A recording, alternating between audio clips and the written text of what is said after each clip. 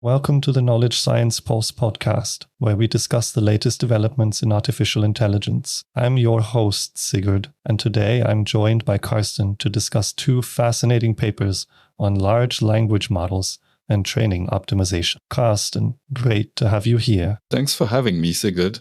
I'm excited to dive into these papers and share some insights with our listeners. Let's start with the first paper, CLLMs, Consistency Large Language Models by CLLMs. This work introduces a new approach called Consistency Large Language Models, or CLLMs. What's the main idea behind CLLMs, Carsten? The key idea is to refine the target language model to consistently predict the fixed point given any state as input. This is done to achieve fast convergence from any state to the fixed point on a Jacobi trajectory, which enables more efficient parallel decoding. Interesting. And how does this compare to traditional autoregressive decoding? Jacobi decoding breaks the sequential nature of autoregressive decoding and transforms it into parallelizable computation. However, vanilla Jacobi decoding achieves little speedup because it rarely predicts more than one token accurately in a single iteration. CLLMs address this issue. So, what kind of improvements did the authors observe with CLLMs? Extensive experiments showed 2.4x to 3.4 improvements in generation speed while preserving generation quality across both domain-specific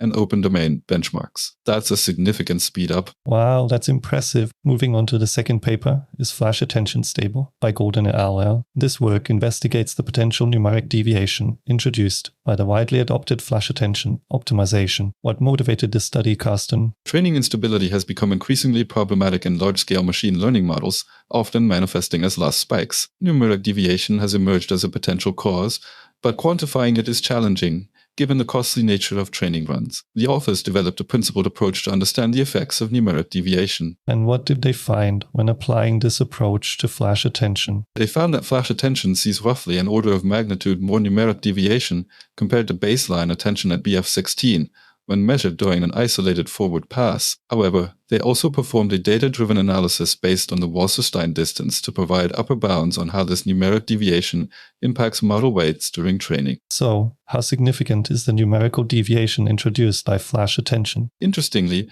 the authors found that the numerical deviation present in flash attention is 5 times less significant than low-precision training. This suggests that while flash attention introduces some numeric deviation, it may not be a major contributor to training instability. That's a valuable insight. It's great to see researchers developing principled approaches to quantify and contextualize the impact of training optimizations on numeric deviation. Absolutely. This work opens up a broader set of inquiries, such as understanding how various other optimizations impact numeric deviation and further developing proxies to understand training instability. Well, that wraps up our discussion on these two fascinating papers. Thank you for sharing your insights, Carsten. It's been a pleasure, Sigurd. I hope our listeners found this discussion informative and engaging. And thank you, dear listeners, for tuning into the Knowledge Science Pulse podcast. Join us next time for more exciting discussions on the latest developments in AI.